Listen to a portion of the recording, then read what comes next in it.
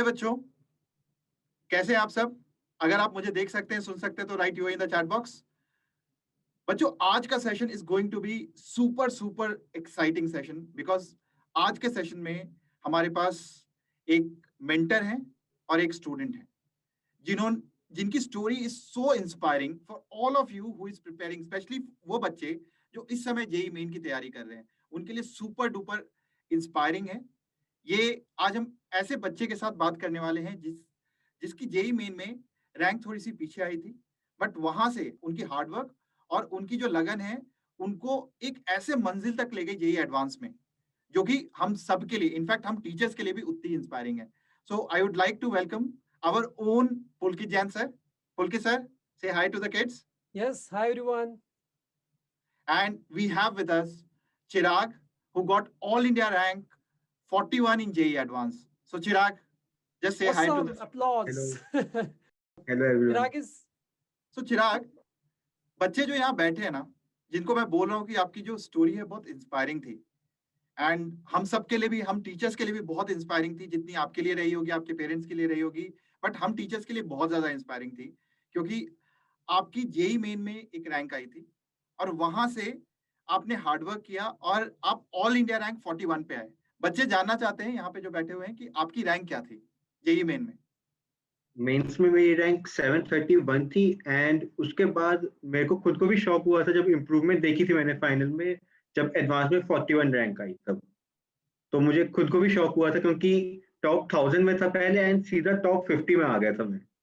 सो पुलकित, 731 से 41 रैंक लेके आना, मतलब isn't it amazing and inspiring? so of course, and I think thanks to mentors like you, Anand sir. So Chirag was our student at Vedantu, and Chirag ने join किया जब JEE mains just खत्म हुआ था, and Chirag joined in an Eklavya batch, very special batch where at Vedantu we groom these talented students to achieve their best, right? और वहाँ पे आनंद sir और अमेजिंग टीचर्स की गाइडेंस में चिराग की रैंक 731 से 41 आई। जब आपकी 731 रैंक आई थी तो आपने इमेजिन किया था कि आपकी रैंक 41 आ जाएगी? बिल्कुल नहीं था तब, मतलब यूं था कि अगर मेरी टॉप 100 में भी आ जाए या टॉप 500 में भी आ जाए कि मतलब मेरे को जो टॉप 7 आईआईटीज हैं उनमें किसी में भी सीएस मिल जाए तो वो भी मैंने मान लिया था कि हाँ उसमें भी मैं खुश हूँ। तो ये बताओ कि जहाँ पे भी आप पढ़ाई कर रहे थे, आप दिल्ली में थे और दिल्ली में बड़े इंस्टीट्यूट में थे, तो आपने उसके अलावा क्यों सोचा, मतलब कुछ ढूंढना शुरू किया आपने? वेदांतु कैसे मिला आपको? वेदांतु का मेरा उस टाइम पे जनवरी में मेंस हुआ था एंड जून के टाइम में ही मैंने ढूंढ लिया था वो यूट्यूब पे वीडियोस एंड जो लाइव लेक्चर्स लेते थे Anand sir, Pulkit sir and Pahulpreet sir भी लेते थे बीच में केमिस्ट्री के, तो उन सब लेक्चर्स में जो है मेरे को मतलब इंटरेस्टिंग लगा क्योंकि वहां पर ऐसा नहीं था कि सिर्फ पढ़ाई रहे हैं या वो है, वो फन वे में पढ़ा रहे थे एंड उस टाइम पे मेरे कुछ एक चैप्टर्स में इनऑर्गेनिक वगैरह में डाउट्स हो गए थे तो उसके थ्रू मैंने ढूंढना शुरू किया जून में एंड फाइनली जनवरी में जब एकलव्य बैच के लिए टेस्ट हुआ तो उस टाइम पे मैंने ज्वाइन किया था फुल फ्लेज। पहले मैं यूट्यूब पे वीडियोस वगैरह फॉलो कर रहा था वैसे ही। ग्रेट। जब ज्वाइन किया तो जो आपका पहला एक्सपीरियंस था यहाँ पे, एक महीने 2 महीने, क्योंकि बच्चा एक तरीके से पढ़ चुका होता है, उसके बाद एक जगह ज्वाइन करता है तो थोड़ा सा सेटबैक भी होता है कि अच्छा ये चीज ऐसी ही करा रहे हैं, ये तो कम ही बता रहे हैं, ये तो बोल रहे हैं एक ही मॉड्यूल कर लो, जबकि अभी तक टीचर्स ने इतनी सारी किताबें बोली हैं अभी जो आप बोल रहे थे, तो उससे आपको शॉक नहीं लगा कि ये कम बता रहे हैं, कहीं मेरी रैंक खराब नहीं हो जाएगी? उससे एक बार शौक लगा था बट लेकिन उस टाइम पर आनंद सर ने एंड पुलकित सर ने क्लासेस कई सारी ली एंड उनमें बताया गया कि मतलब जैसे आपने पहले भी बच्चों को मेंटर किया है रैंक 6 रैंक 1 उन सबको आपने मेंटर किया है तो उससे मेरे को हुआ कि हाँ हो सकता है कि सही हो, एक बार फॉलो करके देख लेते हैं क्योंकि दूसरा मेंस आ ही रहा है तो उसमें अगर इम्प्रूवमेंट हो जाती है तो ठीक है, नहीं तो छोड़ भी सकते हैं क्योंकि ऐसा तो है नहीं कहीं पर कि अगर ज्वाइन कर लिया तो भीड़ में जाना ही जाना है। तो मैंने इस करके एक बार तब ट्राई किया, मैंने खुद ने टेस्ट में इम्प्रूवमेंट देखी थी अपने, जो उस टाइम पर टेस्ट हुए हमारे रेगुलरली मेंस वगैरह के लिए भी हो रहे थे एंड यहाँ पर ऑफलाइन में भी हो रहे थे, तो उनमें भी मैंने इम्प्रूवमेंट देखी कि हाँ पहले से हो रहा है अच्छा, तो इसलिए मैंने वहां पर तो भरोसा हुआ। तो एक बार तो ट्रस्ट करना ही पड़ता है उसमें। Great and this is a very important point बच्चों, जो आप देख रहे हो कि इट्स ऑल अबाउट ट्रस्ट। और अगर आप ट्रस्ट करते हो तो कहीं से कहीं तक, मतलब इन इन लास्ट डेज में मिराकल हो सकता है और अनइमेजिनेबल चीजें हो सकती हैं आपके साथ। स्पेशली आप जैसे आनंद सर, जैसे चिराग ने बोला, Anand sir has mentored these top rankers, right? Two all India rank ones, multiple top 10 rankers, multiple top 100 rankers, इन सबको आनंद सर ने खुद पर्सनली मेंटर किया है।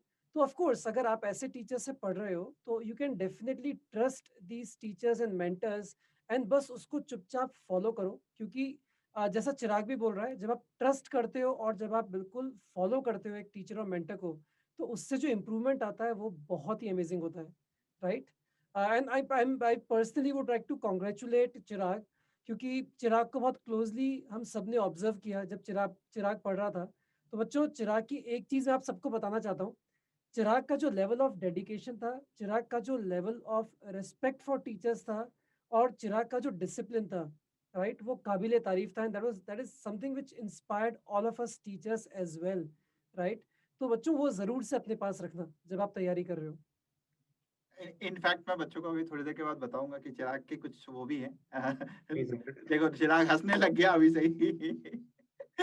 But anyways, we had lot of fun moments बच्चों, and we really enjoyed the process, and it's also about the process, कि process को आप कितना एंजॉय कर रहे हो, आप स्ट्रेस लेके तैयारी कर रहे हो कि आप मजा लेके तैयारी कर रहे हो। और अगर आप मजे लेके तैयारी कर रहे हो ना, एंड आई थिंक जो डिफरेंस मुझे दिखता है जो बच्चे वेदांतु ज्वाइन करते हैं वर्सेस कहीं और तैयारी कर रहे होते हैं, वो शायद प्रोसेस का है, कि प्रोसेस में उनको स्ट्रेस कभी फील हो हम होने नहीं देते एज टीचर्स। तो चिराग, मतलब we would love to understand कि आपकी जो जर्नी रही, मतलब जनवरी से लेके वो जून तक की जो जर्नी थी, मतलब जब तक आपने जेईई एडवांस नहीं दे दिया मई एंड पे, तब तक की जो जर्नी थी वो जर्नी कैसी थी, एंड आपको कितना मजा आया उस जर्नी में?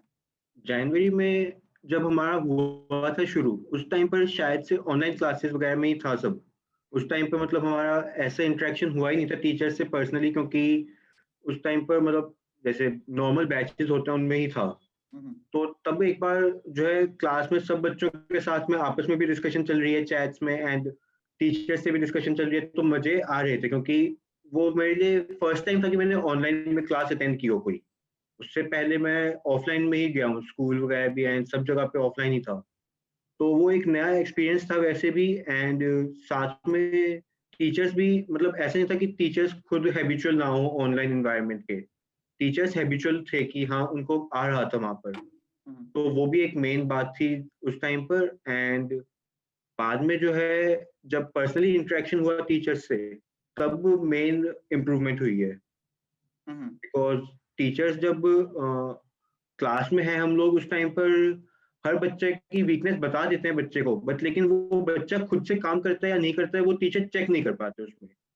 एंड जब पर्सनलाइज्ड अटेंशन देते हैं तभी ये हो पाता है। सो आनंद सर एंड चिराग, तो मुझे याद है आप लोग केवल पढ़ते ही नहीं थे, थोड़े फन मोमेंट्स भी होते थे, राइट?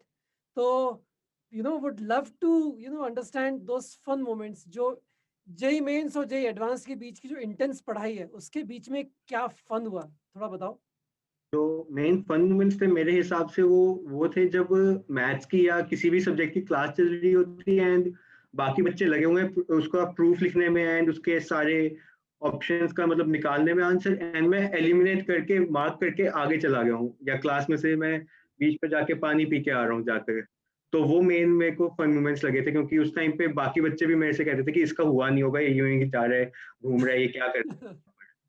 तो तो मेन वो फन मोमेंट्स थे मेरे तो लिए। मुझे मुझे याद है, मुझे किसी ने बोला था कि यार देखो ना, ये चिराग तुक्का मार लेता है, ठीक है, ये फटाफट कुछ कुछ कुछ आंसर टिक कर देता है और चला जाता है। So basically that was the first time when I saw the spark, because he was not actually गेसिंग इट।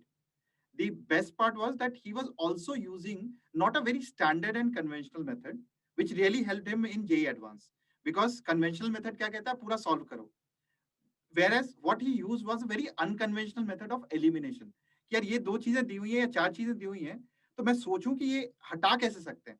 सो देखो, फन मोमेंट का डेफिनेशन बच्चों सबके लिए अलग अलग होता है। तो चिराग के लिए फन मोमेंट का डेफिनेशन जो था वो ये था, एंड मेरे लिए फन मोमेंट था जब मैं इन बच्चों को आइसक्रीम खिलाने ले जाता था। तो मतलब एवरी ऑफ ऑफ ले मतलब ऑलमोस्ट एवरी ऑल्टरनेट डे, हम जब भी बच्चे को दिखता था कि यार इनके चेहरे पे ना अब हो गया, अब इनका बस बहुत हो गया, तो टीचर पढ़ा रहे हैं, मैं उनको छीन के ले जाता था कि चलो चलो चलो हो गया बहुत तुम्हारा, चलो नीचे चलते हैं आइसक्रीम खाते हैं। तो हाँ, तो तो ये बच्चे कुछ टाइम के लिए हमारे बैंगलोर के सेंटर में भी आए थे, जो बच्चे पढ़ रहे थे एकलव्य में कुछ बच्चे। तो आनंद सर उनको लेके जाते थे आइसक्रीम खिलाने। आई थिंक रात के मैंने देखा है बच्चे 2-2 बजे तक पढ़ रहे होते थे, till 2 PM in the night. और मैंने सुना आप लोग कहीं वॉक पे भी जाते थे रात को? रात को नहीं, शाम में जाते थे 6 शाम बजे को। पार्क में। तो कंपल्सन किया था, मतलब इन बच्चों के लिए कि जनरली क्या होता है इस टाइम पे, स्ट्रेस तो आता ही है, किसी ना किसी तरीके का स्ट्रेस होता है। तो तो हमने डिस्कस किया कि actually half an hour everyone will walk, और उस वॉक में कोई एकेडमिक बात नहीं करेगा, वो चलते चलते वो केवल इधर उधर की बात करेंगे और उस आधे घंटे को एंजॉय करेंगे, सो दैट जो नेगेटिव एनर्जी हमारी वो निकल जाए। तो it's not only about studying, it's not only about managing these subjects, because subject आपको एक कन्वेंशनल चीजें बताएगा। अनकन्वेंशनल चीजें ये होती हैं कि एक्चुअली बच्चों को समझ के उनके हिसाब से उनको वो देना, सॉल्यूशन देना। And I think it really help these guys, क्योंकि तैयारी के वक्त जब ये आधे घंटे वॉक करके आते थे, बिल्कुल फ्रेश होते थे, and they used to come back and again उतनी एनर्जी से फिर मेहनत करते थे। So, Chirag, I think we are very proud of your batch because आपके बैच ने पूरे इंडिया को बताया कि बच्चे ऑनलाइन पढ़ के टॉप रैंक्स ला सकते हैं। आपकी 41 रैंक आई, top 50 rank. It is so so so awesome, right? ठीक है। So what are your, and मुझे पता है कि आपका यंगर ब्रदर भी वेदांतु पे पढ़ रहा है अभी, राइट? ऑनलाइन पढ़ रहा है। So you are the torch bearers of online education in India. तो चिराग, आपके क्या व्यू हैं ऑनलाइन लर्निंग के बारे में, और वेदांतु की ऑनलाइन क्लासेस और ऑनलाइन लर्निंग के बारे में? ऑनलाइन में अब हम लोगों को मेन जो है वो प्लेटफॉर्म पे एंड टीचर्स पे डिपेंड करता है कि प्लेटफॉर्म जो है वो बच्चों के लिए यूजर फ्रेंडली है या नहीं है। तो वेदांतु का जो प्लेटफॉर्म है वो बहुत ज्यादा यूजर फ्रेंडली है। मेरा भाई भी अब जैसे कर रहा है तो उसको कहीं पे दिक्कत नहीं आती, बीच में क्विजेस भी आ सकते हैं, साथ में क्लास के अंदर बबल बना करके क्वेश्चन पूछ सकते हैं, वोट करते हैं या पोल करते हैं तो उसमें साइड में वो आते हैं ग्राफिक्स। तो मतलब ऐसा नहीं है कि कोई जनरल जैसा मीटिंग में होता है हमारा, ऑफिस मीटिंग्स या जूम मीटिंग्स में होता है बिल्कुल सिंपल प्लेटफॉर्म, वैसा प्लेटफॉर्म नहीं रखा है, इंटरेक्टिव है प्लेटफॉर्म। तो वेदांतु का ये एक बेनिफिट है ऑनलाइन का, एंड दूसरा है टीचर्स का जो मेन हम लोगों के लिए है। ऑसम। और चिराग, थोड़ा सा अपनी स्कूल के बारे में बताओ, अपनी थोड़ा ये 11th-12th की प्रिपरेशन के बारे में और बताओ, जो कि बच्चों को सुन के बिकॉज सारे बच्चे आपके जैसे ही हैं जो कि उन 2 साल की इस रिगर के थ्रू गुजरते हैं, right? They go through such deep rigour in these 2 years of preparation. So आपके लिए कैसा था?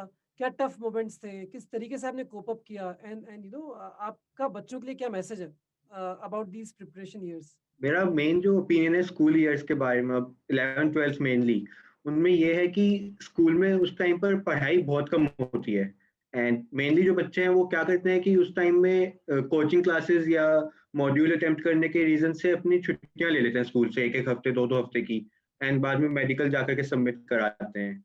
मैंने ऐसा नहीं किया था, मेरी मतलब अटेंडेंस शायद से 80% थी उस टाइम पर, एंड मैं करता क्या था, स्कूल में ले गया मॉड्यूल, अगर जो करना है तो कर लिया, एंड अगर नहीं करना है तो वहां पर बच्चों के साथ फन करने चले गए या नीचे बास्केटबॉल खेलने चले जाते थे हम लोग। हमारा पूरा ग्रुप बना हुआ था 12 लोगों का, जो मेनली साइंस वाले सेक्शंस में ही थे अलग अलग उनमें। तो हम लोग सारे जने इकट्ठे ग्रुप हो गए, किसी भी एक पीरियड का अगर टीचर ले जा रहे हैं उनको किसी एक क्लास का, तो उनके साथ हम सारे जने ही चले जाते थे बीच में मिक्स होकर। तो वहां पर स्कूल में फन किया। एक बार हमारा हुआ था, फिजिक्स की टीचर थी हमारी, उनकी क्लास में सारे बच्चे बंक मार के पूरे स्कूल में छुप गए, एंड टीचर आके डाइन दे रही है वहां, बच्चों को ढूंढ ढूंढ के क्लास में भेज रही है। तो मतलब 11th-12th क्योंकि मेन ईयर्स ऐसे होते हैं कि वहाँ पे टीचर्स भी हमारी एज के होते हैं, वो भी खुल जाते हैं, तो वहाँ पर फन सबसे ज्यादा होता है स्कूल का। तो हमें, मेरे हिसाब से तो स्कूल में मतलब ऐसा नहीं करना चाहिए कि स्कूल को मिस आउट कर दें, या स्कूल में ऐसा करें कि हम लोग जाकर के पढ़ रहे हैं कोने में बैठ के। 11th-12th में मेरे हिसाब से फन करना चाहिए स्कूल में, क्योंकि स्कूल से जाकर के 2 बजे जैसे छुट्टी हुई स्कूल से, तो 3 या 4 बजे से हमारी शुरू होती है क्लासेस, एंड रात को 8-9 ओ क्लॉक तक जाती हैं कोचिंग में। तो वहां पर हम लोगों को फन करने का मौका नहीं मिल सकता। तो मेरे हिसाब से 11th-12th में स्कूल से जितना फन स्कूल में किया उतना नहीं किया, अभी शायद कॉलेज में भी अभी नहीं किया मैंने इतना। तो चिराग, इसका मतलब ये है कि जो बच्चे अभी कोविड टाइम में फंसे हुए हैं और जो स्कूल नहीं जा पा रहे हैं, I think desperately they are wanting to go to school, हाँ sir. and definitely that's a gateway and that's a very important point which चिराग अभी आपने जो मेंशन किया, क्योंकि बहुत इंपॉर्टेंट है जो आपने बोला कि लाइफ का हाफ पोर्शन जो है आपका, वो तो पढ़ाई में जाएगा ही, कोचिंग में जाएगा, सेल्फ स्टडी में जाएगा, तो एक ऐसा पोर्शन है जहाँ पे फ्रेंड्स है, सर्किल है, जहाँ पे आपको एंजॉय करना चाहिए एंड स्ट्रेस फ्री। तो स्कूल कई बार आपके स्ट्रेस को कम करता है rather than adding to the stress, and that's a very important point. And trust me, maximum बच्चों को ये लगता है कि हम एक्स्ट्रा टाइम स्कूल से निकाल लेंगे ना तो पढ़ाई ज्यादा हो जाएगी, वो टाइम मुझे लगता है ज्यादा वेस्ट हो जाता है बच्चों का। एंड दोनों का combination and depends on kid to kid, but still school is a place, जो मैं आपसे समझ पाया हूँ कि school is a place where it relieves your stress. मेरे केस में ऐसा था कि जैसे स्कूल से मैं छुट्टी लेता था मैं, तो मेरा ये हो जाता था कि रात को लेट सो रहा हूँ एंड अगले दिन सुबह 9 बजे 10 बजे उठ रहा हूँ। तो मतलब टाइम शेड्यूल हिला दिया एंड उसके बाद ना मैंने सुबह में पढ़ाई की, क्योंकि सुबह मेरा जो है मतलब 8 से 2 में पढ़ने का प्लान बनाया। तो मैं 10 बजे उठा तो मैं 11 बजे तक बैठूंगा पढ़ने, तो मैं 3 घंटे ही पढ़ पाया। उससे अच्छा अगर मैं स्कूल चला जाता, मैं फन कर लेता, शाम को आके मैं कम से कम पूरा टाइम अपना स्टडी को दे दिया। अब उसमें मेरे को ये हो गया 11 से 2 में काम कर लिया, शाम में मैं फन कर लूँ। तो इसलिए मेरे हिसाब से तो ये सबसे बेस्ट है कि कुछ टाइम फन के लिए अपना सेपरेट आउट कर लिया स्कूल का, क्योंकि शेड्यूल चाहिए उसका। कई बच्चे मुझसे पूछते हैं क्या टॉपर्स हमेशा पढ़ते रहते हैं क्या? नहीं। सो चिराग इज अ ग्रेट एग्जांपल कि toppers it's not about studying all the time. बच्चों, लाइफ में एंजॉय करना जरूरी है, लाइफ में रिलैक्स करना जरूरी है, ठीक है? अच्छा शेड्यूल बनाओ, उसमें पढ़ो, बट ये नहीं कि दिन भर ही पढ़ते रहो। तो मैं उसी से I have another question for you Chirag, ठीक है? अपना शेड्यूल कैसे बनाते थे, किस तरह से पढ़ते थे? बच्चे मुझसे जो पूछते हैं, मैं आपसे पूछ लेता हूँ, बच्चे मुझसे पूछते हैं क्या दिन में 18 घंटे पढूं, 15 घंटे पढूं, 8 घंटे पढूं, दिन में कितने सब्जेक्ट्स पढूं, राइट? तो आपका क्या मतलब what's your suggestion for children on this? इसमें मेरा सजेशन यही रहेगा कि मतलब हम कितने घंटे पढ़ रहे हैं वो नहीं इम्पैक्ट करता, हम लोग कितने इफेक्टिव आवर्स दिए हमने स्टडी को वो इम्पैक्ट करता है। क्योंकि अगर मैं जैसे अब मॉड्यूल लेके मैं बैठ जाऊँ यहाँ पर एंड मैं उसको अटेम्प्ट करने के लिए, मतलब 30 क्वेश्चंस हैं, तो अगर मेंस का है तो 30 क्वेश्चंस का मतलब हो गया 1 घंटे में मेरे को फिनिश करना है वो अपने। एंड अगर मैं उनको लेके बैठा हूँ, मैं 1.5 घंटे तक बैठा रहूँ उनको लेके, तो वो मेरी मर्जी है कि मैं उसको 15 घंटे पे खींच रहा हूँ या मैं उसको जितना टाइम देना है उतने टाइम में फिनिश कर रहा हूँ। तो मेरे हिसाब से ये क्वेश्चन निकलता है कि मेरे को कितने घंटे पढ़ना चाहिए। उसमें क्वेश्चन ये होना चाहिए कि मेरे को एक दिन में कितना काम करना चाहिए या कितना मेरे को अपना सिलेबस कवर करना चाहिए। एंड एक दिन में सब्जेक्ट कितने कवर करने हैं वो कोई डिफाइन नहीं है। उसमें ऐसा है जैसे मेरे केस में क्या था कि मेरे को केमिस्ट्री वीक थी मेरी एंड मेरा मैथ स्ट्रॉन्ग था, तो मैंने इसलिए अपना शेड्यूल यूं कर रखा था कि केमिस्ट्री को ज्यादा टाइम दे रहा था मैं एंड मैथ्स एंड फिजिक्स को ऑलमोस्ट मतलब इक्वल टाइम दे रहा था। उन दोनों को, मैं मैथ्स एंड फिजिक्स को मिला के जितना टाइम दिया उतना मैंने केमिस्ट्री को अकेला दिया टाइम। तो वो हम लोगों के पर्सनली स्ट्रेंथ्स एंड उन पे डिपेंड करता है कि एक दिन में कितने कर रहे हैं। एंड साथ में ये भी था कि जैसे केमिस्ट्री की तो मैंने बीच में मैथ्स को ले लिया या फिजिक्स को ले लिया किसी एक को। तो शेड्यूलिंग में ऐसा ही था मेरा कि मतलब जैसे एंड के टाइम में जब मेन से पहले के टाइम में बिल्कुल उस टाइम पे था कि मैं जैसे 8 to 12 में अपनी केमिस्ट्री को रिवाइज कर लिया मैंने, इनऑर्गेनिक केमिस्ट्री या ऑर्गेनिक केमिस्ट्री को। एंड देन उसको अब 8 to 12 में हो गई मेरी, तो उसके बाद 1 o'clock तक मैंने अपना ब्रेक ले लिया या अपने भाई के साथ खेल लिया या कुछ भी करने चला गया। एंड देन 1 से 2 में मैंने अपना 1 से 2 या 3 तक मैंने मैथ्स का या कुछ भी अपनी अलग से क्वेश्चन पेपर कर लिया, कुछ भी कर लिया सॉल्व। एंड उसके बाद 2:30 to 5:30 में एक पेपर अटेम्प्ट कर दिया वेदांतु का या प्रीवियस ईयर मेंस या एडवांस कोई भी एक, एंड शाम को उसकी रिव्यू कर लिया। तो मेरा इस टाइप से ही शेड्यूल था। तो मतलब मैंने वो रिवीजन वगैरह के लिए टाइम था तब। जब मेन स्टडी कर रहा था मैं उस टाइम पर, तो मतलब on average per day 6 to 8 hours दे रहा था मैं भाई, कि स्कूल के बाद आकर के जो टाइम है 3 to 9 का बस। एंड बाकी Awesome. जो असाइनमेंट्स वगैरह हैं उसके 1 hour 2 hour।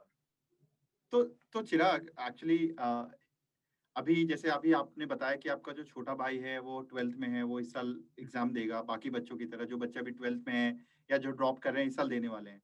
Now this year there are lot of changes. सबसे पहले तो 4 अटेम्प्ट्स आ गई हैं.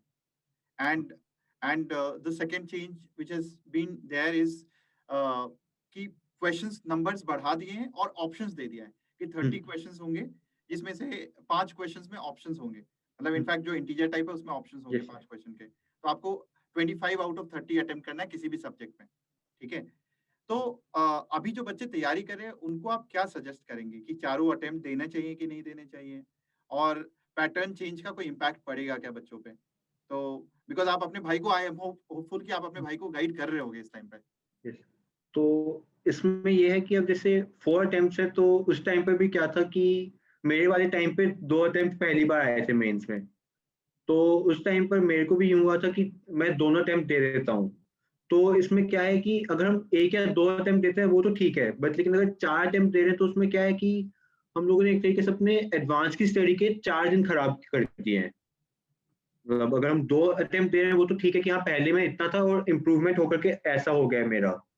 अगर मैं हर बार जाकर के मतलब फरवरी में दे आया, फिर 1 महीने बाद मार्च में फिर दे आया, फिर अप्रैल में फिर दे आया, तो उसमें मेरे को नहीं लगता कि किसी की परफॉर्मेंस पे इतना ज़्यादा इम्पैक्ट पड़ेगा. जो ऑप्शंस हैं एग्ज़ाम में, वो मेरे हिसाब से एग्ज़ाम को खराब ही करते हैं, क्योंकि उनमें होता क्या है कि हम लोगों को यूँ लगता है कि हाँ, ये वाला नहीं हुआ, ये छोड़ देते हैं, दूसरा नहीं हुआ, ये छोड़ देते हैं. एंड ऐसे ही हम लोग सेम काम अपने पढ़ाई के टाइम पे सिलेबस में भी कर देते हैं कि ये 4-5 टॉपिक्स हैं, ये मेरे को नहीं आ रहे, इनको छोड़ देता हूँ, दूसरे वाला ऑप्शन मिल जाएगा मुझे. तो प्रिपरेशन पे इम्पैक्ट कर देता है एंड बाद में तो हमें चाहिए ही होंगे वो टॉपिक्स. तो हम लोग ऐसा तो कर नहीं सकते कि मैं जैसे थर्मोडायनामिक्स को छोड़ के ही चला जाऊँ एग्ज़ाम में. तो मेरे हिसाब से ऑप्शन का फ़ायदा किसी को नहीं मिलेगा ख़ास. Options Yes. मतलब एक बार वहाँ पे इम्प्रूवमेंट दिला देंगे, बट एडवांस में जाके कंपल्सरी होगा ही. वहाँ पे तब पढ़ना ही पड़ेगा हमें. तो मेरे हिसाब से ऑप्शंस का कंसीडर करके प्रिपरेशन करना इतना इफेक्टिव नहीं है एग्ज़ाम के लिए. तो बच्चों के लिए मैं थोड़ा सा समराइज कर दूं जो आपने बोला कि एक तो 4 अटेम्प्ट जो है वो अगर हर अटेम्प्ट को देने की कोशिश करता है बच्चा तो उसके लिए इम्प्रूवमेंट का कभी टाइम नहीं मिलेगा. तो फॉर एग्जांपल अगर फरवरी और मई को अगर अटेम्प्ट मेन अटेम्प्ट मानता है तो उसके पास काफी इंप्रूवमेंट होगा कि चलो एक एग्जाम खराब हो गया, बाकी उसके बाद मैं मई में इम्प्रूव कर लूंगा, या चलो ये अच्छा हो गया तो मई को बस ऐसे रख लिया है कि हम दे लेंगे बट हम पूरे टाइम जेईई एडवांस की तैयारी कर रहे हैं. So depending on the type of student, चाहे बच्चा वीक भी क्यों ना हो, उसको 4 अटेम्प्ट से बहुत फायदे नहीं मिलेंगे क्योंकि वो बिल्कुल कम टाइम पे स्पेस्ड है ना. तो ये तो पहला हो गया. और दूसरा, बच्चों को रिड्यूस सिलेबस करके कभी भी तैयारी नहीं करनी चाहिए. बच्चों को तैयारी करनी चाहिए, अगर एडवांस एम है तो पूरी तैयारी करनी चाहिए.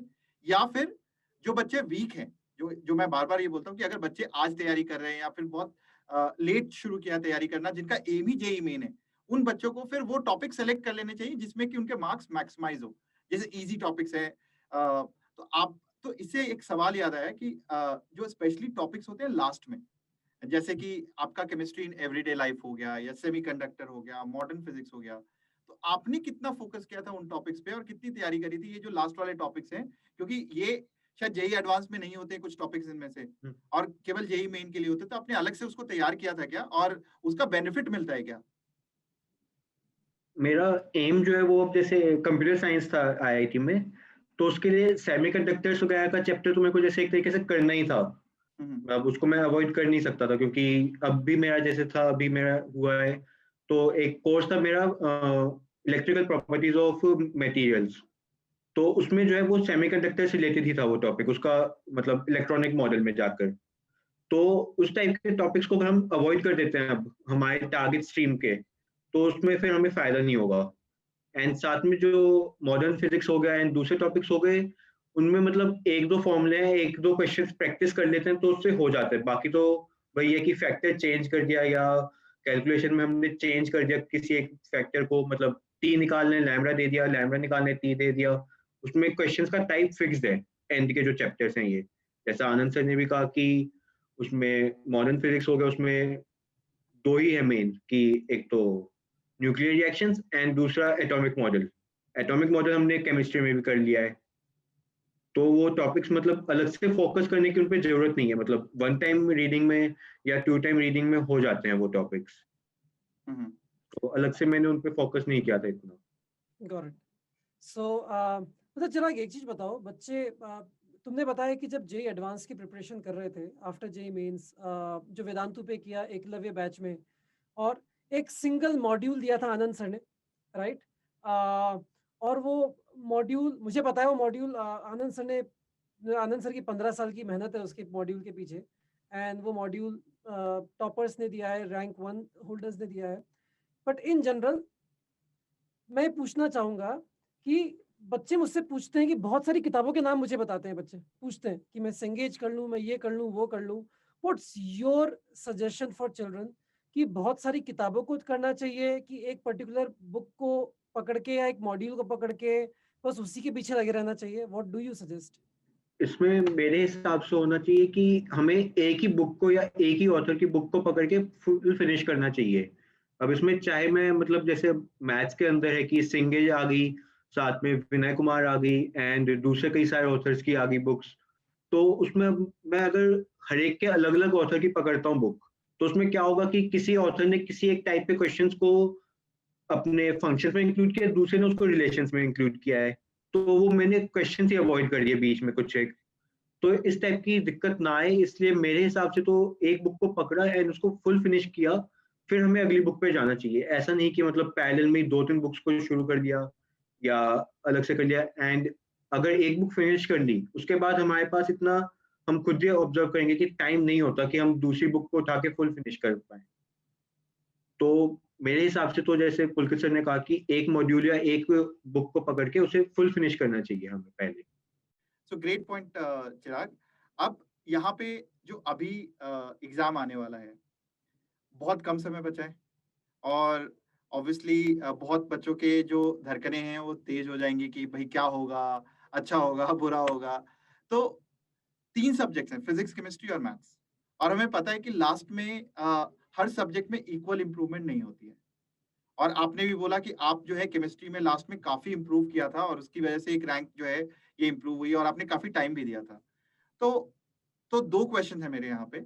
एक तो केमिस्ट्री पे कैसे कैसे केमिस्ट्री की तैयारी करनी चाहिए लास्ट के दिनों में, क्योंकि मैं एज ए टीचर हमेशा बच्चों को बोलता हूँ कि केमिस्ट्री जो है 0 से 100 की जा सकती है लास्ट के दिनों में। ठीक है, ये मेरा कॉन्फिडेंस है, और पिछले कई सालों में बच्चों को देखा है, टॉपर बच्चों को भी देखा है कि लास्ट में अपने लेवल को बहुत ऊपर उठा लेते हैं। ठीक है, और उनका भी लेवल बहुत ज्यादा नहीं होता केमिस्ट्री में शुरू में। और दूसरा क्वेश्चन है कि एनसीईआरटी कितना इंपॉर्टेंट रोल प्ले करता है, क्योंकि यहाँ पे बच्चे उसको कई बार मेरे बोलने के बाद भी उसको ये मानते हैं कि एनसीईआरटी में कैसे हम तैयारी करें, बहुत कुछ और करना पड़ेगा उसके अलावा। तो these are the 2 different questions. मैं चाहता हूँ कि आप एक बार बताओ कि आप अपनी एक्सपीरियंस से कि कैसे करना चाहिए लास्ट के 1 महीने में, 2 महीने में। तो जो एनसीईआरटी है वो एक तरीके से इसका बेसिस है हमारे मेंस के एग्जाम का। तो एंड मेंस में ऐसा होता है कि उसमें मतलब एनसीईआरटी को बिल्कुल ऐसा याद कर लेना चाहिए। अभी जैसे पीछे मेरे भाई को एक डाउट आया था उसमें बायोमोलिक्यूल्स वाले चैप्टर में, तो उसमें कुछ इस टाइप से क्वेश्चन था कि एक्स एनर्जी अगर एटी बॉन्ड की एंड जीसी बॉन्ड की वाई एनर्जी है उसमें डीएनए के अंदर, तो हम लोगों को उसको शायद टोटल एनर्जी बतानी थी कि हमारा कुछ चेन दे दी थी उसे। तो उसमें क्या था कि एनसीईआरटी में एक डायग्राम दे रखा है साइड में छोटा सा, जिसमें डीएनए का वो बना रखा है, एटी के बीच में 2 बॉन्ड है, जीसी के बीच में 3 बॉन्ड है, ऐसा दिखा रखा है। तो उससे हमें पता लग गया कि हाँ भी एटी वाले जो है वो अगर एक्स एनर्जी दी है तो उसके अंदर 2 बने होंगे इंटरनली जो है, तो इससे 2x एनर्जी आएगी उसकी। तो वो जो है अब एक छोटा सा डायग्राम है, कोने में बिल्कुल दे रखा है वहां पर, तो उसके ऊपर बेस्ड वो क्वेश्चन आया हुआ है अब जैसे। तो उसमें हमें लगता है कि हाँ भी ये चीज जो है ये बाहर से पढ़ लूं मैं या कहीं और से पढ़ लूं, तो वो ऐसा नहीं है। हमें एनसीईआरटी को पूरा अच्छे से याद करना चाहिए उसमें, केमिस्ट्री एंड उनमें सब सब्जेक्ट्स में। एंड इनऑर्गेनिक केमिस्ट्री में जो है मैंने जो प्रिपरेशन की थी वो स्टार्टिंग में तो मैंने ऐसे ही की थी कि एनसीईआरटी जैसे मैं खोल के बैठ के पूरी पढ़ी, और उसके बाद मम्मी को बिठा देता था साइड में, एंड मम्मी साथ में बैठ के रिएक्शंस लिखवा रही है या उसमें से क्वेश्चंस पूछ रही है कि हाँ इसमें से कौन कौन से प्रोडक्ट्स बनेंगे या क्या है इसका रिएक्शन का नाम बता दे या प्रिपरेशन कैसे कर रहे हैं इसकी। तो उस टाइम पे मम्मी ने काफी हेल्प की थी उसमें मेरी, इनऑर्गेनिक केमिस्ट्री को याद करने में। एंड वो सारा याद होने के बाद मैंने उसके बाद मैंने पूरी एक जैसे मॉड्यूल उठाई एंड उसमें एक साथ सारे के सारे उसके अटेम्प्ट कर दिए क्वेश्चंस। जैसे एस ब्लॉक मैंने पूरा चैप्टर पढ़ लिया एंड उसके क्वेश्चंस अटेम्प्ट कर दिए। तो मैंने ऑब्जर्व किया था उस टाइम पे खुद से कि हाँ कोई भी ऐसा नहीं था कि एनसीईआरटी से बाहर का क्वेश्चन है या मेरे को अलग से सर्च करना पड़ेगा उसके लिए। ऐसा था कि बस थोड़ा अलग पर्सपेक्टिव से देखूंगा तो हो जाएगा। तो इनऑर्गेनिक केमिस्ट्री वगैरह में तो मतलब इनऑर्गेनिक केमिस्ट्री हो गई, पॉलीमर चैप्टर हो गया and came in every life, biomolecules, environmental chemistry हो गया। सारे जो चैप्टर्स हैं जो हमें लगता है कि हाँ बाहर से मेरे को करना पड़ सकता है थोड़ा, वो बाहर से इतनी उसमें होती नहीं है इन्वॉल्वमेंट। वो मेन हमारा जो बेसिस एनसीईआरटी में उसी से हो जाता है। Awesome. So this were amazing tips about how to prepare chemistry, especially inorganic chemistry, and the role of NCERT books in chemistry, जो आनंद सर और सब हम टीचर्स बोलते रहते हैं वही कर लो। इनफैक्ट मैं इसी से रिलेटेड एक और क्वेश्चन पूछूंगा। तो चिराग, मैं बच्चों को बोलता हूँ कि जेई मेंस का पेपर काफी रिपीटेटिव है, पैटर्न्स रिपीट होते रहते हैं, पहली चीज। और दूसरी चीज कि जेई मेंस का पेपर की जो थ्योरी है वो कभी भी एनसीईआरटी के बियॉन्ड नहीं आती, right? So do you agree with this? आपका क्या व्यू है इसके ऊपर? इसमें पुलकित सर ने जो भी कहा वो बिल्कुल सही है बात, क्योंकि मेंस का जो उन्होंने सिलेबस दिया है उसमें अगर हम देखेंगे तो उन्होंने क्या किया है, सिलेबस के अंदर जो टॉपिक्स हैं हमारे मेन चैप्टर का नाम लिख दिया एंड सब टॉपिक्स में जो एनसीईआरटी में ब्लू हेडिंग में टॉपिक्स दिए उन्हीं सबके नाम दिए हैं। कोई ऐसा नहीं किया कि बाहर का नाम दे दिया या कोई उनमें से हटा दिया नाम। तो वो बिल्कुल सही है जो पुलकित सर ने कहा कि वो रिपीटेटिव तो होगा ही, और क्योंकि हर बार उनको क्वेश्चंस नए बन नहीं सकते। एक अगर फिक्स वो है हमारा एनसीईआरटी का तो उसमें वो नए क्वेश्चंस बना ही नहीं सकते कहीं से भी। वो पैटर्न या टाइप ऑफ क्वेश्चन रिपीटेटिव करेंगे ही उसमें। तो एटलीस्ट मेंस में तो हमें मतलब अलग से कोई अगर हम बुक ना भी करें तो भी हमारा हो सकता है। बस हमें अलग से मतलब प्रिपरेशन क्वेश्चंस करने हैं, हम उसके लिए चाहे आर्काइव्स कर लें या चाहे किसी भी मॉड्यूल को कर लें, या हम लोग चाहे एनसीईआरटी का जैसे सीबीएसई का स्कूल में होता है उसको कर लें। तो मेंस जो है वो एग्जाम क्योंकि उन्होंने रखा ही उस हिसाब से कि जो सीबीएसई का अटेम्प्ट करने जा रहा है बच्चा वो भी मेंस क्लियर करके किसी इंजीनियरिंग कॉलेज में एडमिशन ले ले। उसी से एक और क्वेश्चन दिमाग में आता है चिराग, अभी जेई मेंस के लिए एक महीना बचा है, right? Only 1 month is left for JEE Mains. इस आखिरी के एक महीने में आपके व्यू में बच्चों को जेई मेंस की प्रिपरेशन के लिए क्या करना चाहिए? What is most effective way to prepare for JEE Mains right now? मेरे हिसाब से जो है अभी मोस्ट इफेक्टिव वे तो यही है कि हम लोग अपने जो 10 दिन या 15 दिन के अंदर अपना हम लोग जो भी वीक टॉपिक है उसको उठाएं एंड उसमें जितना हम कवर कर सकते हैं उसको कवर कर लें। जैसे मेरे केस में था केमिस्ट्री, तो मैंने एंड में ये किया था कि मेरा जनवरी 11 को था पेपर, तो मैंने अप्रोक्स दिसंबर 15 से दिसंबर 25 तक मैंने केमिस्ट्री को फोकस में रखा सिर्फ। एंड केमिस्ट्री का ही मैं अपना इनऑर्गेनिक का डेली, ऑर्गेनिक का एंड जो लास्ट के याद करने वाले चैप्टर्स हैं बेसिकली रट्टा लगाने वाले, उनको सबको मैंने किया था उस टाइम में। उसके बाद जो 10-15 दिन थे उनमें मैंने अपने प्रीवियस ईयर पेपर्स उठा करके डेली एक पेपर अटेम्प्ट किया एंड उसका रिव्यू कर लिया एंड उसमें जो चैप्टर या जो टॉपिक मेरा वीक आया है उसको मैंने कर लिया अपना मतलब उसी टॉपिक को थोड़ा बहुत एक्स्ट्रा देख लिया कहीं और, उसके फॉर्मूले या क्वेश्चंस जो थे थोड़े बहुत उससे रिलेटेड वो कर लिए। एंड ऐसा चलता रहा एंड एंड में जो है एक दिन जो था लास्ट पेपर से एक दिन पहले तब मैंने बिल्कुल बुक को हाथ नहीं लगाया। पापा ने भी तब मेरा कह दिया कि बुक वगैरह सब छोड़ के तू मजे कर, क्योंकि नहीं तो तू उसमें लगा रहेगा और तेरे को अगले दिन यही याद रहेंगे कि हाँ मैंने कल ये चीज पढ़ी है, और तू बाद में कहेगा कि हाँ ये वाली चीज रिवाइज करना भूल गया, वो वाली चीज रहेगी, या ये टॉपिक और कर लेता तो और अच्छा हो जाता, ये क्वेश्चन और आ जाता। तो पापा ने तब एंड में एक दिन कह दिया था कि हाँ तू अपना बिल्कुल एक तरह से रीसेट कर ले। तो और ऐसे ही एडवांस में भी क्या था, आनंद सर ने तब कहा था हमें कि हम लोगों का जैसे तब बेंगलोर में था हम, तो तब हमारा प्लान बन रहा था कि वहीं से बेंगलोर से पेपर देंगे। तो आनंद सर ने कहा था कि एक दिन पहले वहां चले जाओगे तुम और तुम वहां पे कुछ नहीं करोगे, वहां होटल में जाके तुम बस रुकोगे अपने रूम में, वहां पे तुम्हें पढ़ाई वगैरह कुछ नहीं करनी है। तो मेरे हिसाब से ये मेन चीज है कि मतलब पेपर से पहले हमें लास्ट डे पे स्ट्रेस नहीं लेना है। अब हमें कुछ एक चीज अगर रिवाइज करनी है वो कर लो, बट ऐसा नहीं कि लास्ट में मिनट के लिए प्रिपरेशन छोड़ दी कि नोट्स वगैरह एक बार पढ़ लूँ या नोट्स ले जाऊं मैं सुबह। तो ये मेन चीज है लास्ट मंथ Awesome. के लिए। सो चिराग, तुम ये बोल रहे हो बेसिकली कि अभी लास्ट के दिनों में जेई मेंस के प्रीवियस ईयर क्वेश्चंस कर लो, बार-बार कर लो, that is most effective, right? Yes sir. और एंड अब तो वो बढ़ भी गए हैं क्योंकि पिछले 2 सालों में 16-16 पेपर हैं। वही कर लेंगे तो भी मतलब काफी काफी ज्यादा वो हो गया है। So this is a Source. very important point बच्चों, and especially जो भी इस समय 12th में हैं और ड्रॉप कर रहे हैं बच्चे, उनके लिए इतना ज्यादा important point है।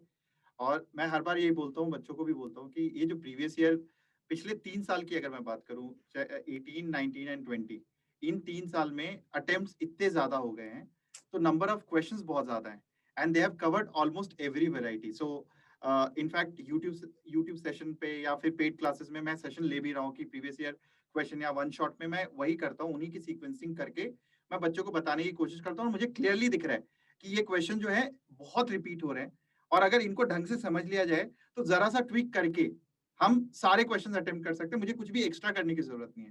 तो those who are only preparing for JEE Main, जिनका टारगेट एडवांस नहीं है, उनके लिए तो बहुत इजी है इसको स्कोर करना। मतलब अगर वो प्रीवियस ईयर को उठा के ढंग से बैठ जाए और कुछ अच्छे टॉपिक्स, क्योंकि 180 190 पे मतलब विच इज 50-55% मार्क्स, तो आपकी 99 परसेंटाइल एंड अबव आ जाती है। तो अगर मेरे को 55 या 99 ही चाहिए केवल पहला aim to get into any NIT, then this is one of the best ways to do it. और इनफैक्ट कोई भी टॉपर को भी रिवाइज करना तो प्रीवियस ईयर तो करना ही चाहिए, मतलब एक बार फटाफट सॉल्व कर लिया ताकि मेरे को कोई भी चीज छूट नहीं गई। और चिराग, मुझसे बच्चे कई बार ये भी पूछते हैं, क्योंकि बच्चे बहुत सारी किताबें खोल के देखते रहते हैं, कभी सेंगेज खोल ली, कभी कोई इरोडोव खोल लिया, कभी क्या खोल लिया, और अजीब अजीब से टॉपिक्स उनको दिखते हैं, जैसे कि मैथ्स में रेडिकल एक्सिस दिख गया, राइट, या एसिम्प्टोट दिख गया, या इस तरह के नाम ये बच्चे सुन लेते हैं इन किताबों के अंदर, राइट, और डर जाते हैं। ठीक है, तो मैं बच्चों को बोलता हूँ भाई ऐसे टॉपिक्स नहीं आते हैं जेईई मेंस में। सो मतलब तुम्हारे what's your thought on this? इसमें मतलब मेंस में तो ऐसे नाम बिल्कुल लिखते भी नहीं है वो, क्योंकि अगर ऐसा नाम लिख दिया तो आधे बच्चे यूं ही कह देंगे कि पता नहीं क्या पूछ लिया है ये, किसका नाम आ गया है ये इसमें। एंड एडवांस में भी ऐसे क्वेश्चंस अगर आते हैं जैसे रेडिकल एक्सिस या एसिम्प्टोट बेस्ड, तो उनमें वो उसमें आते हैं जो हमारा लिंक्ड कॉम्प्रिहेंशन है, कि ऊपर वहां पे वो मेंशन कर देते हैं कि हाँ ये चीज है, ये फॉर्मूला यूज होगा, ऐसे ऐसे होगा, एंड उसको तुम्हें अप्लाई करना है नीचे क्वेश्चंस में। तो ऐसे क्वेश्चन जो है मतलब एसिम्प्टोट वगैरह रिलेटेड ये उसमें आते ही नहीं हमारे मेंस में। तो बिल्कुल मतलब मेंस एक तरह से पहले तो सीबीएसई ही करा रहा था मेंस को, तो वो उसका लेवल उसी से हम लोग जज कर सकते हैं कि यस, पहले उस टाइम पे जब सीबीएसई करा रहे हैं एंड अब एनटीए करा रहे हैं, तो लेवल को इतना चेंज नहीं करेगा वो कोई भी ऑर्गेनाइजेशन जो है। तो उसी से हमें समझ में आ जाता है कि हमें अलग से इतने टॉपिक नहीं पढ़ने हैं। यस, अगर एनसीईआरटी को ही हम लोग कर दें तो उससे भी हो जाएगा। Done, perfect. तो बच्चों देखो, चिराग खुद बोल रहा है, ठीक है, सो जेईई मेंस का पेपर रिपीटेटिव है, एनसीईआरटी के बियॉन्ड उसके थ्योरेटिकल एस्पेक्ट्स नहीं जाते हैं। आखिरी के दिनों में जेईई मेंस के प्रीवियस ईयर क्वेश्चंस बार बार बार कर लो, एनसीईआरटी अच्छे से कर लो, स्पेशली इन केमिस्ट्री तो बिल्कुल रट्टा मार के पी जाओ, and I am sure that you will get amazing rank. And on that note, Chirag, एक और बड़ा मजेदार क्वेश्चन है आपके लिए। चिराग की बच्चों, आप सबको बता दूं, Chirag had this amazing ability of attempting math का paper just like that. So maths के क्वेश्चन ना चुटकी बजाते ही कर लेता था चिराग, और बाकी बच्चे सोचते रहते थे किया क्या, है ना। और बच्चों जेईई मेंस में स्पेशली मैथ्स के क्वेश्चंस में लेवल तो टफ नहीं होता, बट मैथ्स में न्यूमेरिकल कैलकुलेशंस बहुत ज्यादा होती हैं कई बार, they make it arithmetically and numerically very lengthy in solving, right, concept simple होता है। तो चिराग, आपकी टेक्निक क्या थी ये शॉर्टकट्स की? आप जल्दी कैसे कर लेते थे मैथ्स के क्वेश्चंस को? मेरा इसका टेक्निक मैं यहाँ पे शेयर करूंगा, जो वो मेन ये है कि जैसे अभी पुलकित सर ने कहा कि एल्जेब्रिकली या अरिथमेटिकली अगर वो है तो ग्राफिकली कर लो उसे। ग्राफ बनाया तो उसमें हमें सीधा पता लग गया कि हाँ कैसा है। ऐसी डेफिनेट इंटीग्रेशन है तो उसमें क्या होता है कि इंटीग्रेट करके हो जाता है, वो इजी होते हैं फंक्शन ज्यादातर। बट मैं उनमें क्या करता था कई बार, अगर मतलब मल्टीप्लिकेशन में 2-3 है या हमें हमें वो बाय पार्ट्स लगाना पड़ेगा या कुछ भी उस टाइप का है, तो मैं क्या करता था कि मैं उसका ए एंड बी दोनों जगह पे वैल्यू बनाई एंड सीधी लाइन ड्रॉ करके देख लिया कि हाँ क्या है अभी। एंड उसके बाद फंक्शन का जो डिफरेंशियल एनालिसिस है वो ज्यादा इजी है कि वो कॉन्वेक्स है या कॉन्वेक्स है, कॉनकेव है या कॉन्वेक्स है। तो उससे मैं जज कर लेता कि एरिया अभी जो है उससे ज्यादा होगा या कम होगा, और उसके हिसाब से 2-3 ऑप्शन तो एलिमिनेट हो ही जाएंगे उससे। तो वो मेन था मतलब एलिमिनेशन में। तो अभी आप पुलकित सर का चेहरा देखो, एकदम खिलखिला गया है, क्योंकि पुलकित सर की टीचिंग जो मेथड है वो बिल्कुल ऐसी है कि he tries to use these kind of methods to teach students and clearly this works in maths a lot. तो क्या ये ऐसा ही चीज आपके मतलब फिजिक्स में भी होता था या केमिस्ट्री में भी होता था? ये फिजिक्स में भी हो जाती थी, जैसे मतलब अगर एक्सेलरेशन निकालनी है तो बिना फ्रिक्शन के निकाल ली, एंड उससे कम होगी या ज्यादा होगी वो जज कर लिया, या कंस्टेंट रिलेशन लिखना है या कुछ भी करना है, मतलब वहाँ पे फिजिक्स भी क्योंकि मैथ से काफी रिलेटेड है। एंड केमिस्ट्री में थोड़ा कम होता था क्योंकि जो फिजिकल है वो वहाँ पे फॉर्मूले डिफाइन नहीं है, एंड इनऑर्गेनिक में हम कुछ कर नहीं सकते। सही चिराग, बड़ा मजा आ गया। सो बच्चों, अगर आपने मेरी क्लास अटेंड की है, डेफिनेट इंटीग्रेशंस किया, शॉर्टकट ट्रिक्स की बच्चों, ठीक है, तो ग्राफिकल, सो मैं हमेशा बोलता हूँ कि शॉर्टकट कुछ नहीं होता, it's about your clarity of concepts. अगर आप ग्राफिकली चीजों को विजुलाइज कर पाते हो, राइट, आपके कंसेप्ट्स अगर क्लियर हैं, ठीक है, तो थोड़ा सा स्मार्टली सोचना है और आंसर निकल जाता है, ठीक है। इनफैक्ट चिराग, उससे मुझे एक बड़ा मजेदार थॉट आया यार, कभी we would love to have your master class on math के these type of ways of attempting problems। लोगे? ठीक है सर। डन है। चलो आनंद सर, तो चिराग की स्पेशल क्लास बच्चों आपके लिए हम जरूर से एक क्वेश्चंस लेके भेज देना आएंगे। सर, क्वेश्चंस भेज देना आप, क्वेश्चंस, चलो उनमें से क्वेश्चंस मैं सेपरेट आउट कर दूंगा कौन से हो सकते हैं। Yes yes. तो ऑफ कोर्स, बट बड़ा मजा आएगा चिराग। तो और बड़ा अच्छा लगा मुझे देख के चिराग कि 1 साल हो गया आपको जेई दिए हुए, but you are so deep in touch with all the concepts right now as well. शायद अपने भाई को पढ़ा रहे हो तो शायद और ज्यादा टच में। So Pulkit sir, he has become a master teacher now. Yes He is teaching his brother and he's guiding his brother a lot. तो चिराग ये बताओ, कितना मजा आता है पढ़ाने में? मतलब खिंचाई करता हूँ उसकी तब मजा आता है। ये देखो, देखो तो मजे की मतलब डेफिनेशन देखो। जब वो गलती करता है तब मैं पकड़ के लेके जाता हूँ पापा के पास कि ये देखो ये ऐसी ऐसी गलतियां कर रहा है, क्योंकि मेरा उसको हंसा रहा था। वो एडवांस में मैंने एक गलती की थी बहुत गंदी, आपको भी पता है शायद, मैथ्स के उसमें मैं करके आया था 3 - 1 को 1 लिखाया था मैं। मुझे अच्छे से याद है। तो उस क्वेश्चन में उसने मेरे को इतनी खिंचाई की थी तब, आधे महीने तक मेरी उसने। अब मैं उसको पकड़ के खींच के लेके जाता हूँ पापा के पास कि ये देखो ऐसी ऐसी गलतियां कर रहा है ये। तो बच्चों, उस साल ना जब हम आंसर की देख रहे थे और हम मार्क्स को एस्टिमेट कर रहे थे, तो दो बच्चे थे मेरे टच में थे। एक की रैंक 38 आई है और चिराग की रैंक जो है, राजदीप था, राजदीप की रैंक 38 आई थी और चिराग की रैंक 41 है। दोनों ही आईआईटी दिल्ली में हैं। तो एग्जैक्टली हम उसी पे थे कि वो क्वेश्चन तो मुझे कभी भूल ही नहीं सकता कि उस क्वेश्चन की वजह से इसकी रैंक जो है वो उससे पीछे हो गई। मतलब अदरवाइज मतलब क्लियरली था कि उससे ऊपर जानी थी, मतलब उस एक क्वेश्चन से।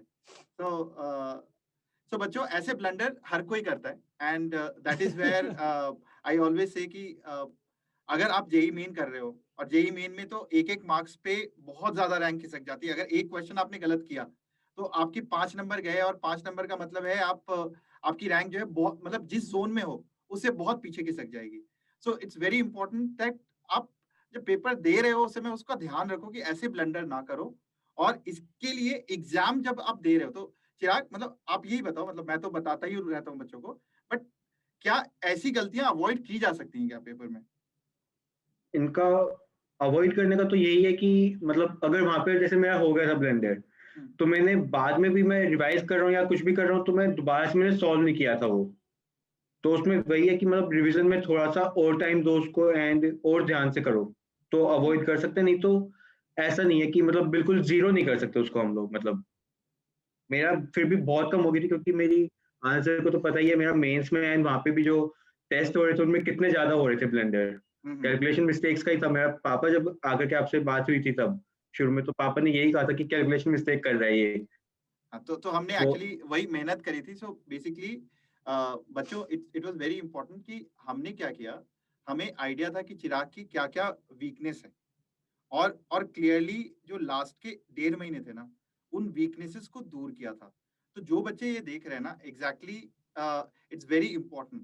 अगर आप एकलव्य में हो, एडवांस की तैयारी कर रहे हो, या क्रैश कोर्स में हो और मेंस की तैयारी कर रहे हो, यहाँ पे काम जो है हम लोगों का लास्ट में, वो पढ़ाने से ज्यादा आपके मिस्टेक्स को दूर करना होगा। And that is where ultimately आपकी रैंक जो है वो एनहांस होती है।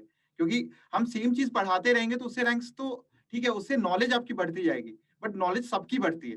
जितने बच्चे तैयारी कर रहे हैं सबकी नॉलेज बढ़ती है। हमें लास्ट में स्किल सेट्स को बढ़ाना है, और स्किल सेट्स होता है ये आपके चीजों को कम करना। जीरो तो कभी किसी बच्चे का होता नहीं है, बट आप अवॉइड कर सकते हो by actually practicing it well in different exam conditions.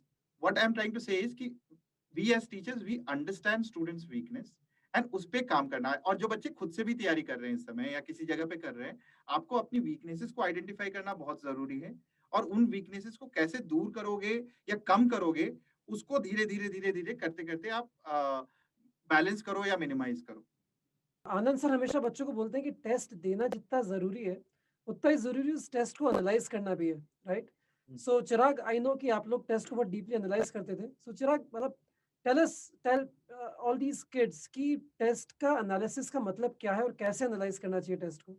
हमारा टेस्ट का एनालिसिस का उस टाइम पर ऐसे था कि मतलब जैसे हमारा 6 बजे तक हो जाता था पेपर, 5 बजे तक हो जाता था। उसके बाद आनंद सर ने जैसे कहा कि हम वॉक के लिए चले जाते थे। वॉक करके आधे घंटे में आए, उस टाइम तक हमारी आंसर की वगैरह डल चुकी होती थी और हमारा रिजल्ट आ चुका होता था।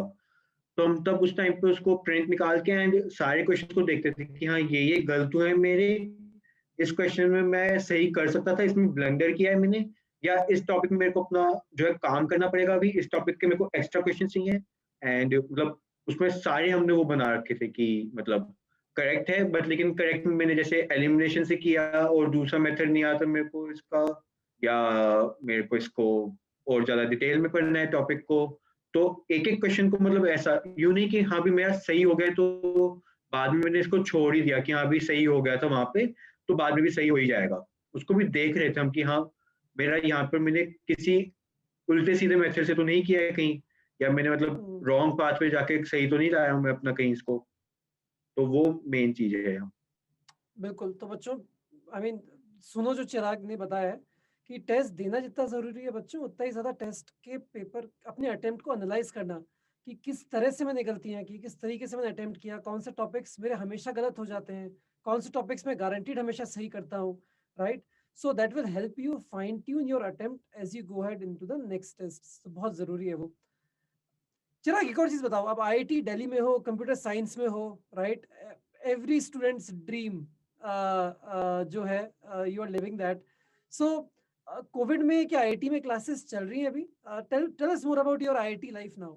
हमारा अभी आईआईटी दिल्ली का हुआ था जो वहाँ शायद हमारे मार्च में होने थे, तो मार्च में उन्होंने छुट्टी कर दी थी पिछले साल।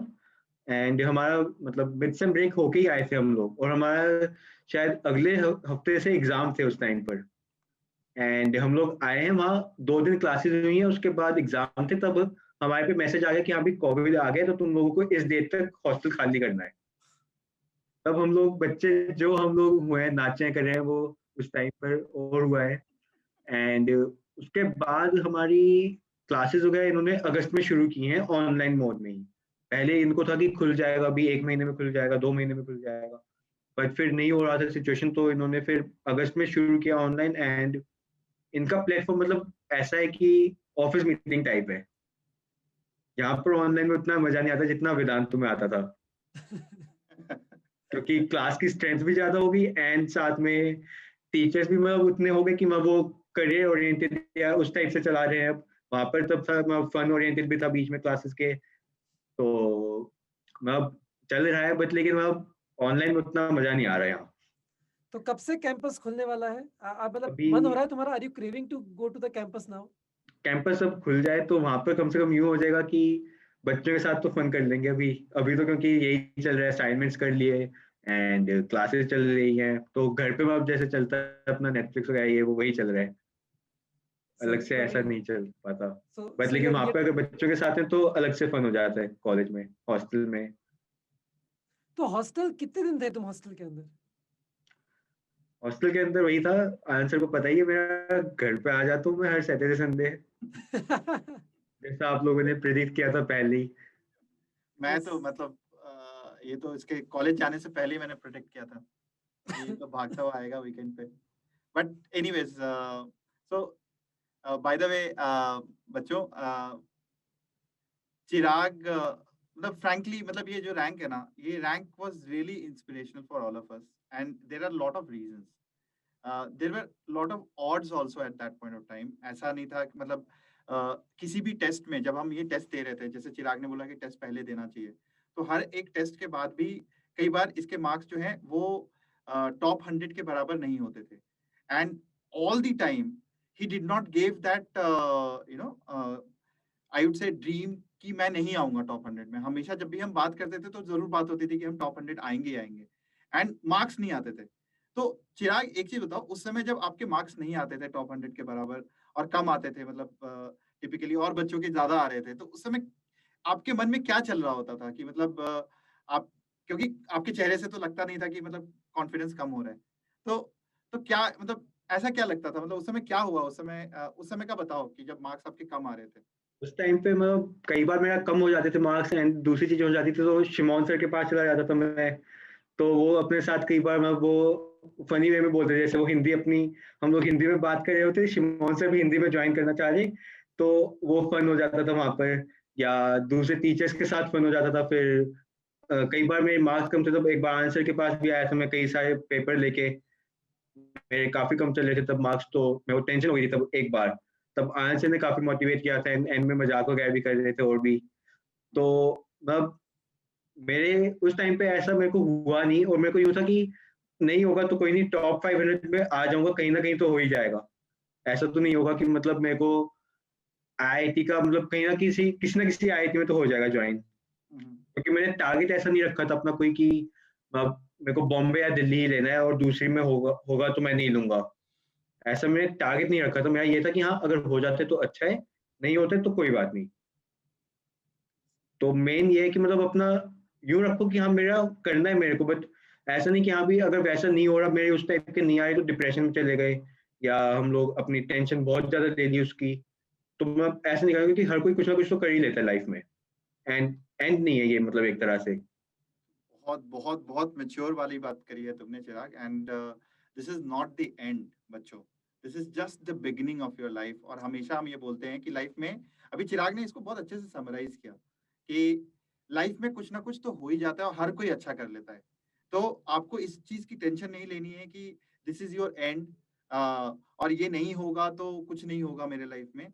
जबकि आपको ये देखना है कि ये जर्नी है, इसको एंजॉय करो और कुछ ना कुछ तो हम अच्छा कर ही लेंगे। किसी एग्जाम की इतनी औकात थोड़ी ना कि आपको टैग कर दे कि आप सफल हो या असफल हो। तो एग्जैक्टली। बच्चों, बिल्कुल मतलब I think that was really inspiring Chirag, जो लास्ट में आपने बोला अभी बच्चों के लिए। अच्छा चिराग, तो उसी से मैं बच्चों को बोलता हूँ कि जेई की प्रिपरेशन में आप फिजिक्स केमिस्ट्री मैथ के अलावा बहुत कुछ सीखते हो। सो चिराग, आपने इन जेई की प्रिपरेशन में क्या सीखा beyond your subjects, which if you recall, ऐसी क्या चीजें हैं जो आप सीख के बाहर निकले इस 2 साल की प्रिपरेशन से? मेन तो मैंने ये सीखा कि अब सब्जेक्ट कोई भी हो, हम लोग जब तक उसमें फन नहीं लेंगे तब तक हम लोग सीख नहीं सकते उसे। जैसे मेरा था केमिस्ट्री, मेरे को बिल्कुल नहीं थी, मैंने केमिस्ट्री को, मैंने इनऑर्गेनिक केमिस्ट्री का मैंने नवंबर तक छोड़ रखा था बिल्कुल। जो थोड़ी बहुत स्कूल में याद होगी एंड बीच में जो बेसिक याद होगी पीरियोडिक टेबल पढ़ते हुए, वो याद थी। बाद में मैंने उसमें देखा करा कि हाँ ये ट्रेंड्स हैं, या ऐसे ऑब्जर्व करा, तब उसमें फन लेना शुरू किया, तो तब हुआ याद। तो एक चीज तो ये सीखी थी मैंने कि जब तक हम उसमें एंजॉय नहीं करेंगे सब्जेक्ट को, तब तक हम सीख नहीं सकते उस चीज को। एंड दूसरी चीज मैंने ये सीखी कि स्ट्रेस मैनेजमेंट कैसे करते हैं, एंड टाइम मैनेजमेंट कैसे करना है, एंड अपना फन कैसे करना है एक तरह से उस टाइम में। क्योंकि उससे पहले 10th में और में तो यूं ही था कि हाँ पढ़ लो, साइंस लेनी है, फिर उसके बाद हो गया कि हाँ पढ़ लो, अब आईआईटी का करना है। तो उस टाइप से पर्सपेक्टिव था, तो पर्सपेक्टिव चेंज हुआ उस टाइम पर मेन, कि मतलब मैंने अपना पढ़ना है, बट लेकिन ऐसा नहीं है कि सिर्फ पढ़ाई ही करनी है। क्योंकि उससे पहले में तो ये था मेरे को, जैसे मैं भी यूट्यूब पे वीडियो देखता था कई सारे दूसरे उनकी सेंटर्स वगैरह की एंड कोचिंग इंस्टीट्यूट्स वगैरह की, तो वो उसमें बता रहे हैं कि हाँ तुम लोगों को 10-10 घंटे पढ़ता है वो बच्चा, या वो 18 घंटे पढ़ के जाए है, क्योंकि न्यूज चैनल्स के इंटरव्यूज आए हुए हैं उनमें कि हाँ इतने इतने घंटे पढ़ा है ये बच्चा।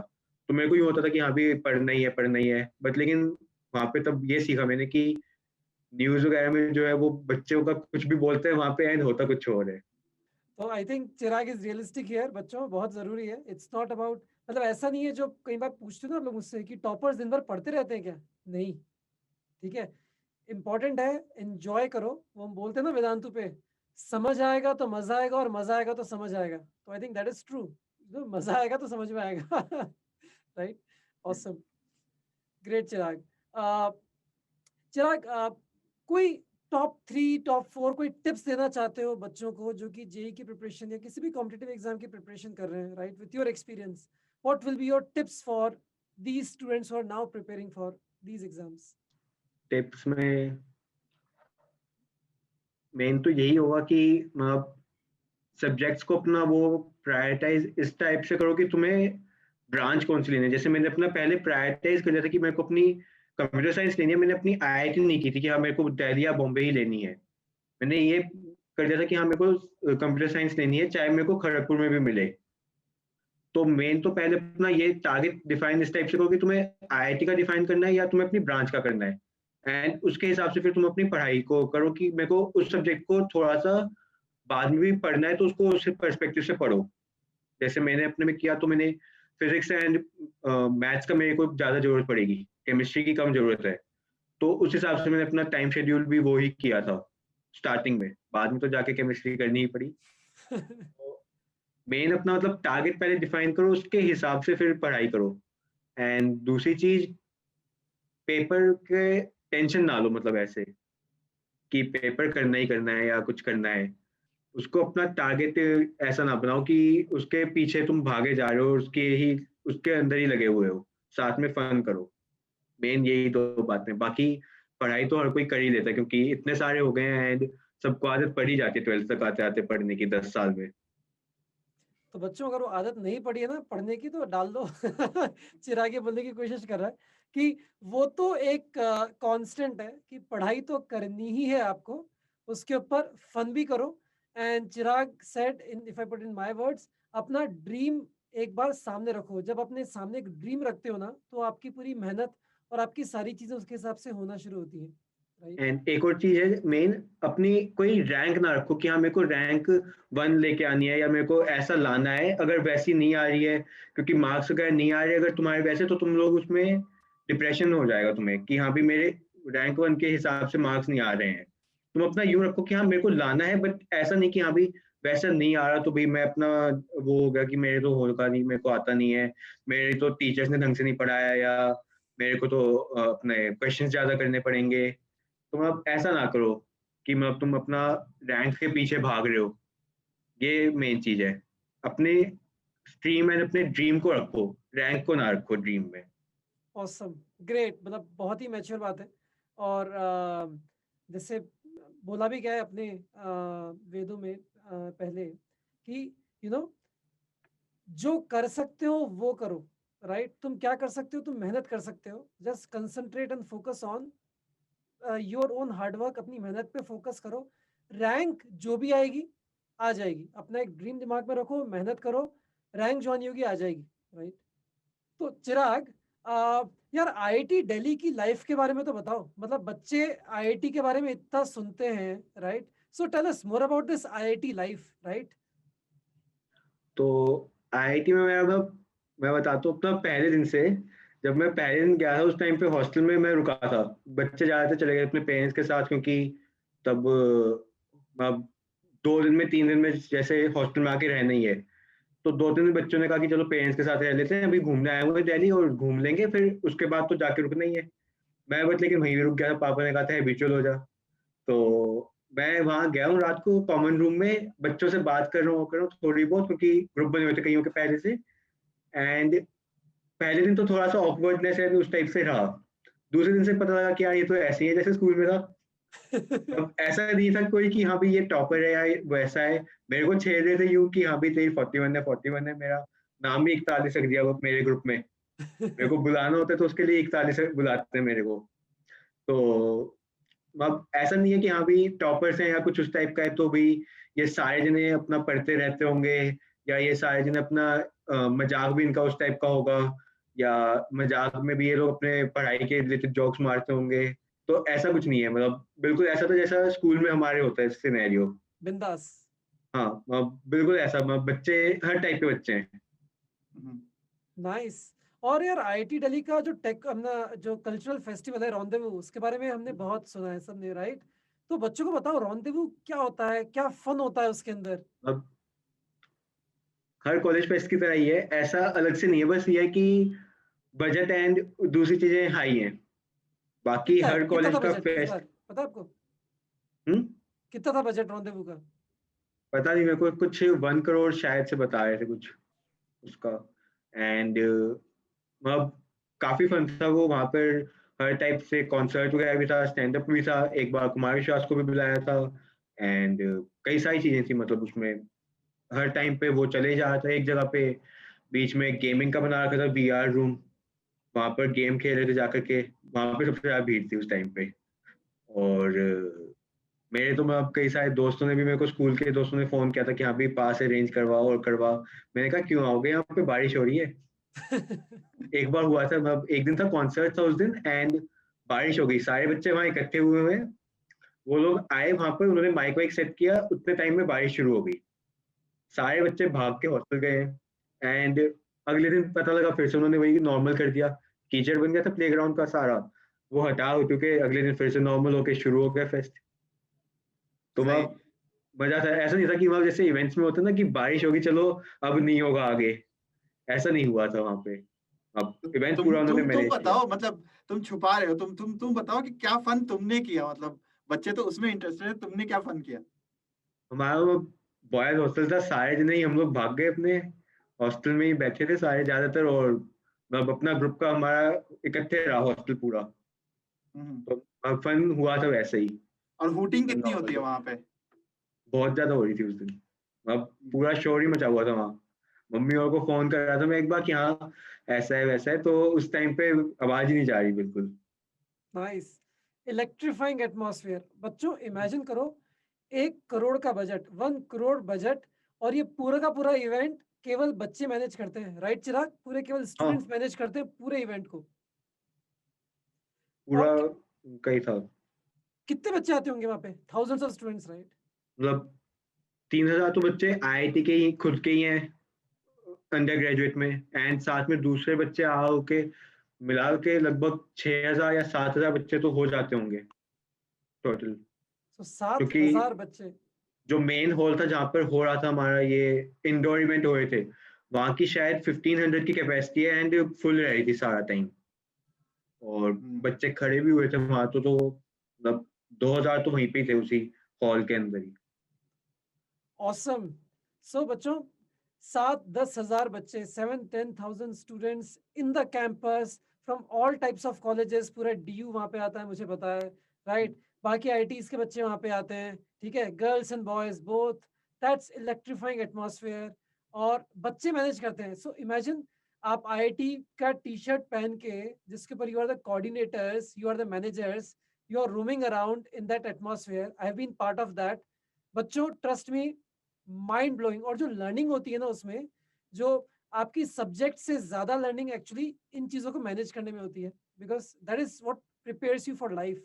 सो इमेजिन करो वो एटमॉस्फेयर, और थोड़ा सा अपने आप को एक्साइट करो कि यार जाना है और हमें भी उसका पार्ट बनना है।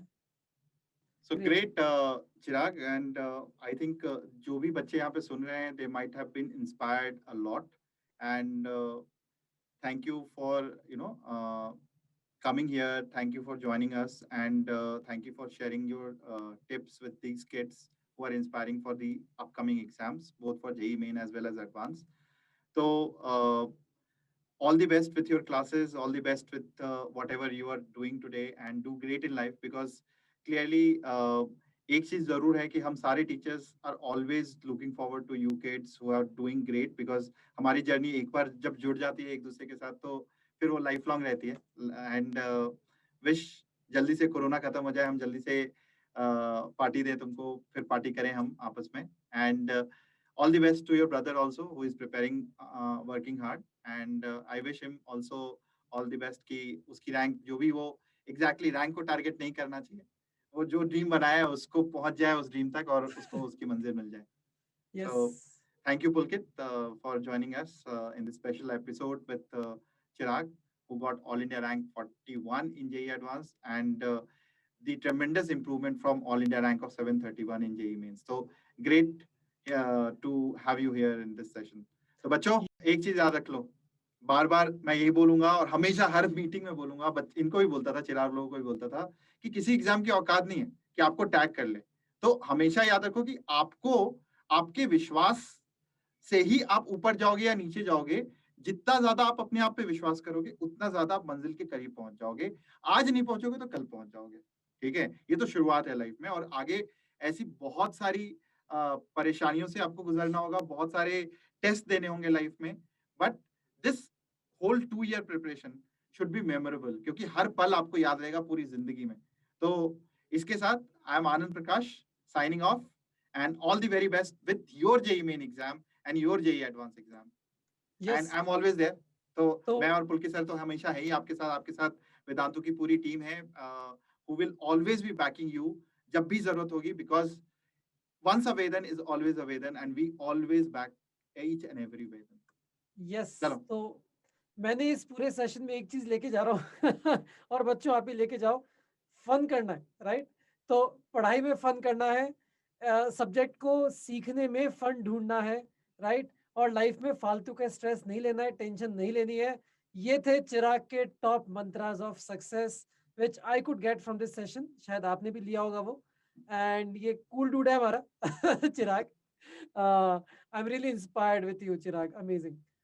Yes, and you're looking smart, Chirag. मतलब I think IIT ने आपके हुलवे को मतलब थोड़ा सा अभी तो आपके हॉस्टल जाने तो चिराग को, अभी आई एम हाँ। Waiting for Chirag to go back to hostel second year में, फिर देखते हैं, फिर देखना चिराग को वापस अब लेके आएंगे ना, तो it will be a different Chirag here. Yes yes. अच्छा, एक और चीज लास्ट में जाते जाते बच्चों, जो बच्चे जेईई मेन की तैयारी कर रहे हैं उनके लिए क्रैश कोर्स है अभी, एंड आखिरी दिन है, ज्वाइन कर लोगे, आप फोकस्ड रहोगे।